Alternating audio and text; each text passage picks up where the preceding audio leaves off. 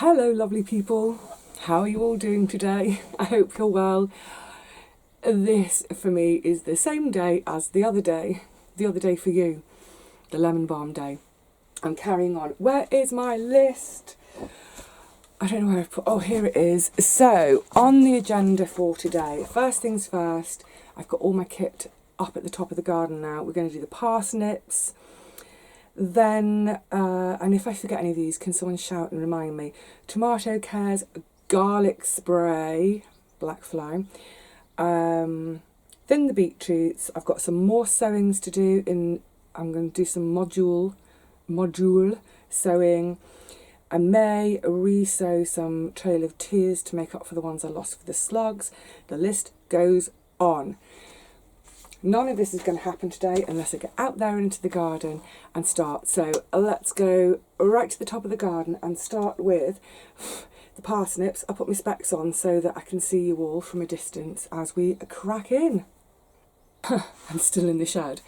I'm right next to the parsnips. A couple of my friends have stopped to have a chat and I don't want to interrupt them. That's fine. Just before we go out there, let me talk about the theory and the idea behind what I'm going to do with the parsnips. So, I think most folk know, who've been gardening for a while, that root crops such as parsnips and carrots do not like to be transplanted. And we're always saying, sow them in situ, sow where you want to grow. If you think about it, that one main root that they start off with as a seedling, that's the root that we want to develop that we're going to eat. So it makes sense. Don't move them about, don't wiggle them, because, you know, moving them, the root gets a bit mushed and what have you. One year I did try it. It was about 7 or 8 years ago, and sod's law meant that out of 3 rows of parsnips I sowed, I hardly got any, but got a real clump of germination right in the middle. So I took those thinnings and I transplanted them. And sure enough, come the winter, come harvest time, above ground I was getting lots of lovely lush green growth, but come harvest time, pulling them out, they were really gnarly, stumpy. I mean, they were the ugliest things you can imagine. They had not enjoyed being transplanted at all. However, there was a bit of food in them. So that kind of got me thinking again for this year. Obviously I had the intermittent germination. I've got clumps of germination. And then all the ones that had germinated right next to the plot sign, they all got mashed by slugs or snails. I've lost a few more to slugs than snails. So my attitude is, look, I need to thin them anyway, because if I leave them all together, they're not going to come to any size. So I need to thin them. I've got great gaps in that bed, so I've got nothing to lose by transplanting. And even if I end up with really ugly, lumpy, horrid veg, there'll be something to eat. So I decided already, yes, I'm going to try and transplant them. But then I started thinking about, what is it about the transplanting process that they hate so much? Why is it that transplanting them ends up making them fork and knobbly, gnarly, horrible? So I'm hoping this little method I'm going to try today will ameliorate some of that. I think I'll still get lumps and bumps and uglies, but hopefully not quite so bad. So the plan is to lift great sections out where I've got those clumps, lift the whole lot out in one go with the soil, with everything, and I've got myself up there a big bowl of water. I'm going to treat them like I do my leeks. So I'm going to put that whole clump into the bowl of water, gently loosen off all the soil so that I can separate them. And then when I come to plant them, I'm going to dib a hole. So each one, I'm presuming each one's going to have a slightly different length of root at this stage. So sort of almost measure the root, make a hole that size. But then instead of firming the soil back in, because in that process of firming the soil, I could just ever so slightly knock that little root off. So instead of doing that, pop the plant into the hole and then very gently fill that hole with water and let the water gently bring the soil back up against the root. That's the theory. Let's go and put it into practice. I think it's like anything in the garden, isn't it? There are some do's and don'ts, and somewhere in the middle there's a grey area of it's got to be worth a try. And in trying something, if we think about, like I say, my thought process has been, what is it about transplanting that makes them miserable specimens later on? And I think it's all to do with that moment when they go back into the soil and get knocked about in the process. So yeah, if you're going to have an experiment with something, brilliant. I'm all for it, especially at this stage in the year. If you've got the space and no other plants to put in that space, have an experiment. But try to work backwards in your mind about why it's been a problem in the past. Go back in the steps and see if there's one step in there somewhere that you can change something slightly, and hopefully by doing that get a better result. Shut up, Vivi, get on with it. Yeah, they've moved on. Come on. Okay, so first clump. I just took 2 out that were really mashed in a clump with the calendula, just to kind of gauge what the roots are doing at the moment. I think these ones along here will be a bit more advanced because there's more leafage, but I've popped those out. Nice straight roots. So let's have a clump out here. I'm going to try and leave 10 centimetres. They can stay.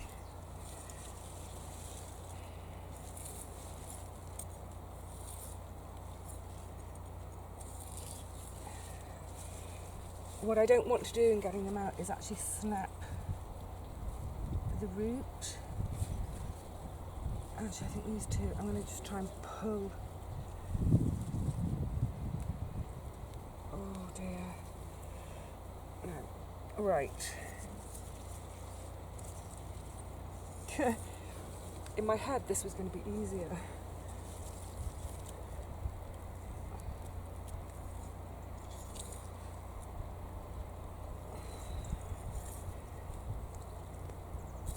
Oh, I just heard a little bit of snapping.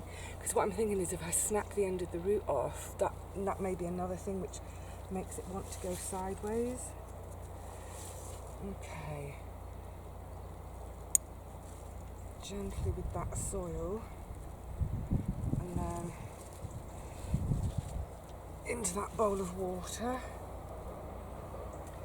Now, what have I left?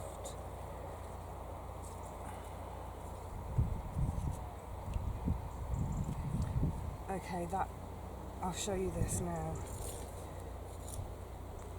Oh no, snapped. And this little one, I don't know if you can pick that up, that's already wanting to fork. I think that's because it was jammed right up with another one. So hopefully now the 1, 2, 3, 4, maybe a bit of thing that I've left in will get away fine. So,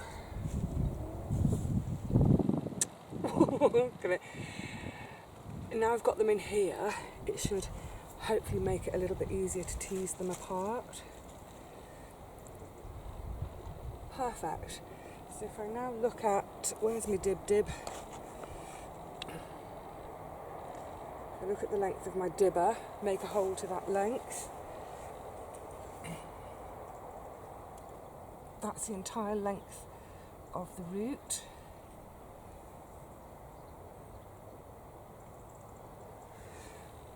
Pop it in, backfill it with water. Honestly, I've no idea if this is going to work, but the way I see it, there's nothing to lose by trying. These had to be thinned anyway. Normally for thinning, I would just cut the tops off and stop them growing to let the ones either side do their growing. But like I said, having so many gaps in this bed, give it a go.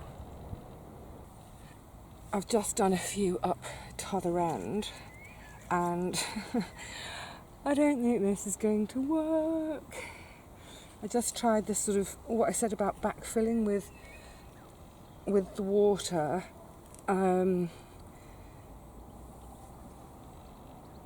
The water filled the hole, but then it all drained away and they just flopped over. So that one I'm firming in. I'm not firming in very hard at all. Out you come. Oh, we'll see. We'll see.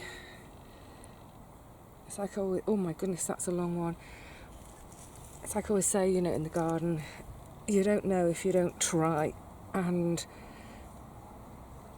my expectation for these will be very, very low.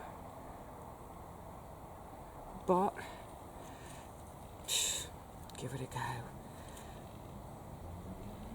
Something better than nothing. And it's not supposed to rain today, but it's feeling mighty and moist up in the air. And I think I can feel the first few drops, so I'm glad I did the lemon balm when I did it. Gently does it, gently, gently, gently does it. Well, you know what? Come back in December, we'll see if this has worked.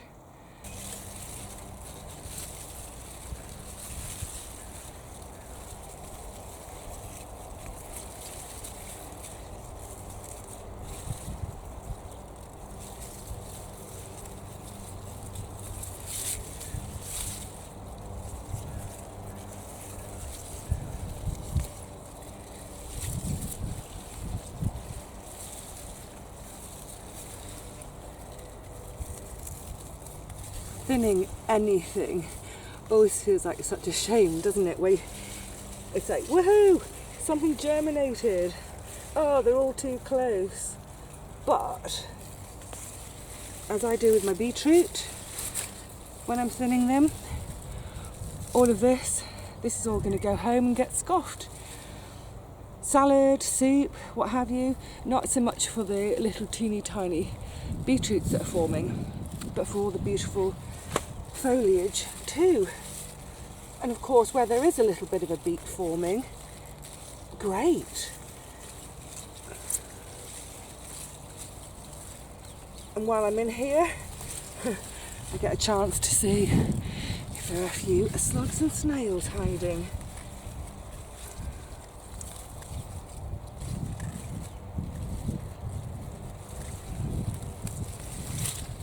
Which there is. Out you go.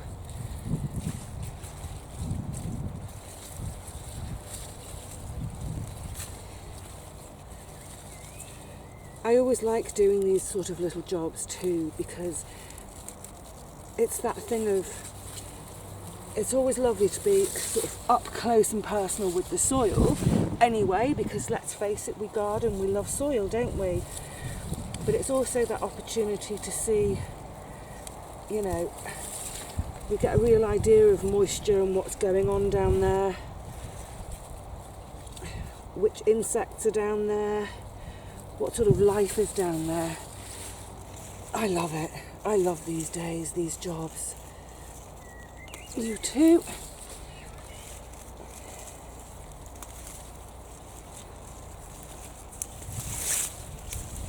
I think because I'm having quite a bit out today,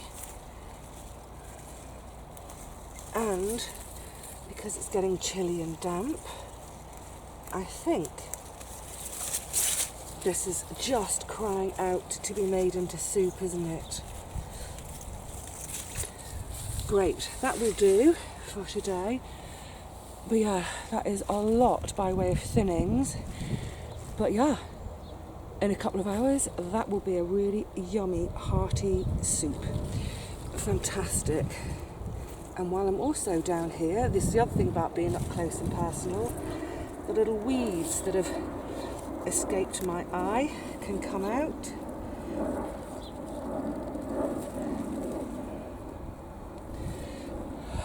There's always a handful of weeds to pull. Right, what's next?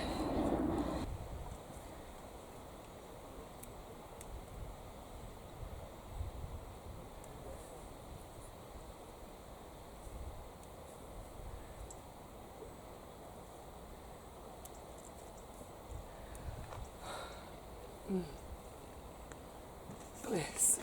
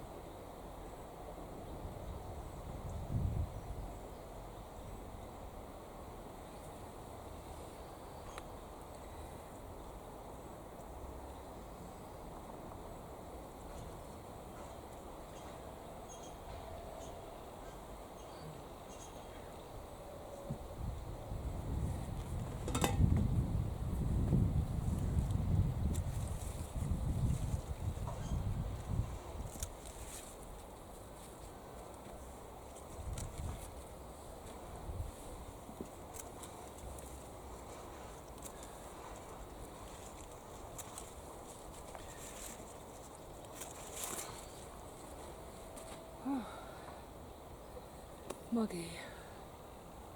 Again.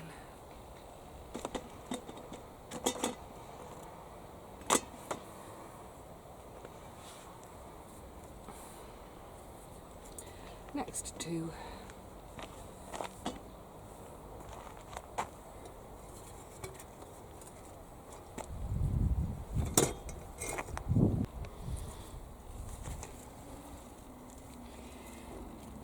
this is without doubt my absolute happiest job in the garden.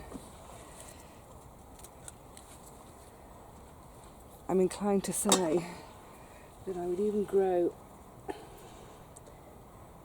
tomatoes if I didn't particularly like them, just for tomato care time. The scent alone is just heavenly, and always puts me in mind of my grandfather.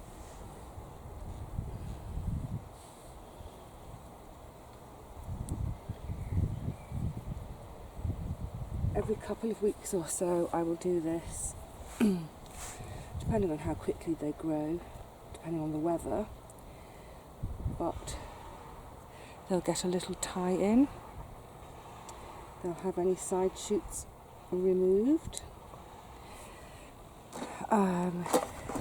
excess foliage, or if sort of foliage is massively overlapping, I'll snip it out, just to keep good air circulation around all the plants.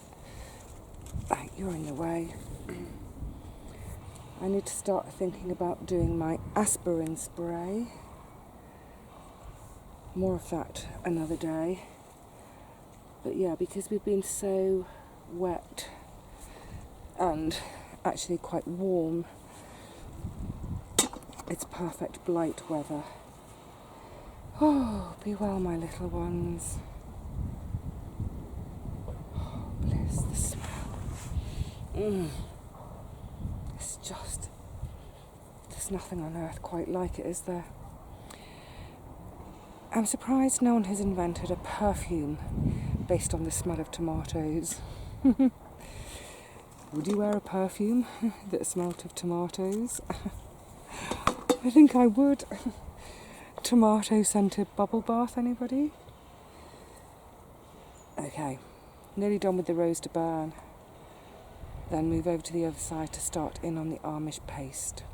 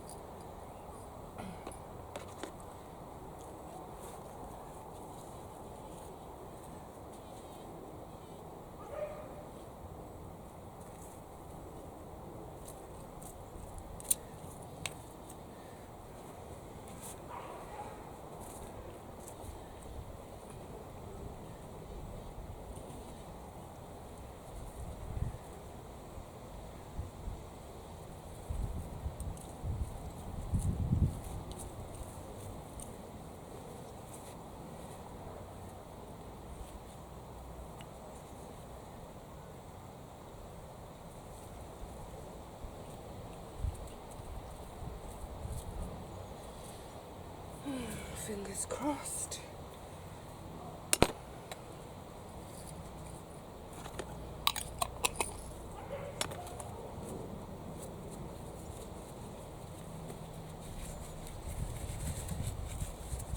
Oh, pathetic backups.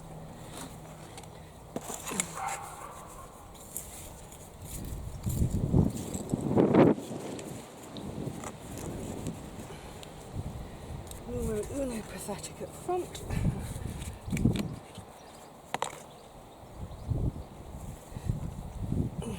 Good luck.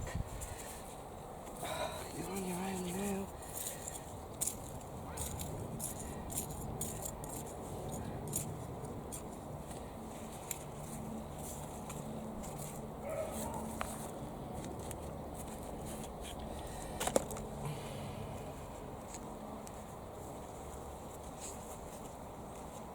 That's it. That's the very last of any spares. So, yeah, good luck. Today is turning into another of those days when so many folk around. It's lovely and it's to be expected because it's a dry day after a run of rain days, and we've got another run of rain days due. It just makes filming really difficult. Not necessarily because people don't want to be on camera, but folk are having conversations, and quite often those conversations are about really private things like health. So I don't want to inadvertently film anyone or record their voices. So I've been cracking on. Okay, I've got everything I need. I have also this afternoon, I've resown some lettuce, the Flashy Lightning, Butterhead, and the Merveille de Quatre Saisons. I've decided to sow them in cells, modules, rather than out in the garden. I just think that somehow they have a better chance started in trays or cells than direct. So they're underway. Plus I've resown, started a new lot of spinach and some more fennel. I'm doing the pheno fennel. So remember I was saying about there's this kind of, I don't know whether it's myth or quite what, but that things sown after the longest day shouldn't bolt. Well, this one says, in its description, it says it's very bolt resistant, and you can either have it for an early summer harvest or an autumn harvest. For autumn harvest, it says sow in situ from mid-June until mid-July. We're right at the start of July. I think it's the 5th today. Sow in situ. So this is another one. If you remember, I talked about this a bit last year. It's another of those plants that people say do not transplant. Sow it where you want to grow it, exactly like, say, parsnips and carrots. However, I'd mentioned that last year because I did 3 sowings. They all came up beautifully and the slugs had them over and over again. And a load of folks said, yeah, you can start them in modules. They should do okay. So with these, I've started them in my really deep modules, those ones that had the red kale in. And I'll keep a really close eye on them. So what I'm aiming to do with them is not let them get to the stage where the roots get to the sides of the cells, as it were. I don't want them to get pot bound. I want to catch them just at the right moment so that root within the compost, I can transplant the whole thing and hopefully the plant won't realise it's been transplanted. That's the thinking. I don't know what's going to happen with those parsnips. Just a little bit early you saw me, that was me repeat sowing the Trail of Tears in situ and putting in the only 2 climbing bean spares I had left. 2 held it. They were really, really nibbled. They've got a little bit of growth. You know what? Put them in the ground, get them going. So that has happened. At the end of the cold frame where I've got the Taunton Dean, I'll show you this in an update soon. That's growing fine. It's up to about 1.5 feet. It had been really swamped out by the Loving a Mist. I've just taken out all that Loving a Mist because it's gone to seed. Well, it's right on the cusp. The heads of most of them are still green.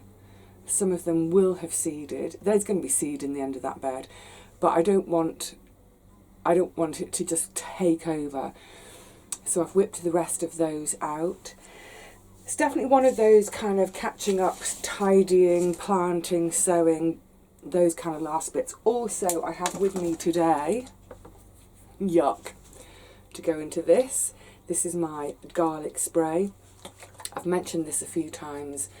I'll use this against the black fly, which are just all over my climbing beans. All it is about 3 or 4 cloves of garlic, just very basically just chopped up a little bit. Hot water in a bowl, leave it overnight to steep, strained off this morning. Now it's kind of room temperature, air temperature. Put it into my squirty bottle and squirt the living heck out of them. As I squirt, I'll also, with my fingers, rub and squish. Ugh. Now, I was about to do it, but one of my neighbours has just said to me, they've seen the forecast and we're due an absolute dumping of rain again. So I'm thinking it's all going to get washed off in a few minutes. So I think I'm going to leave that till the next dry day, which is hopefully in 3 or 4 days' time. What else has happened today? It's been a busy day, all sorts. And then just now, what I've done, I've got my little clipboard. I know it might seem a little bit obsessive, but you know what? Firstly, look, that's how my brain works. You know, I need lists, I need to be organised. If I don't have it written down, it'll all crash around in my head. My neighbour's just started up with the mower. It'll all crash around in my head and I'll start panicking, thinking I've missed something, forgotten something. But also, just in terms of timing, you know, by now I juggle quite a few different things in my life, and sometimes I only get one session in the garden in a whole week. That might be a morning or an afternoon. It might be a whole day. Yay! But yeah, quite often I only get one chance to come to the garden. So when I get here, I want to know what I'm supposed to be doing. I want to hit the ground running. I don't want to waste time thinking, oh, what should I do? Just get on and do it. So on a day like today, I find it really useful to go around the garden with my clipboard and pencil, just look through each bed one at a time and make a note of what job needs doing in that bed. Now there are some jobs, obviously weeding and doing the grass trimming and trimming, they're kind of on the list permanently. It's kind of a given. But I do still write it down just to make sure, just to remind myself I need to fit that in. So they're always there. The rest of it, there's quite a lot of the seasonal stuff as well, like the tomato cares. I'm just getting to the stage now I can start to train my cucumbers and my climbing squash. Just a few more days of growth. The Rouge Vif de Tompe are now over 1 metre long, so I've just gently moved them back towards the bed, give them that direction. It's like getting really noisy. Yeah, so that's kind of, I've done my garden jobs, but I've also, and this is really important, I started to make a list of the maintenance jobs I need to do. I was mentioning this earlier about sort of the shed, the path between my neighbour and my fence. Again, it's one of those things, I've written it down, I know it needs doing, but committing it to paper and having it hanging over there on my shed wall, I look at it every time I come into the shed. It's just that constant reminder to do it. And with the painting of the shed job, I've broken that down into a few sections, so it's going to be right outside my shed in a second. Hang on. Oh dear. Let's just get on as best we can. He's going to be out there all afternoon. And because I've got the shed door shut, it's getting hotter and hotter in here and I'm dripping again. All I was going to say with the shed is break it down into a list of jobs. So, for instance, clear around all the sides of the shed, sand it down, etc., etc.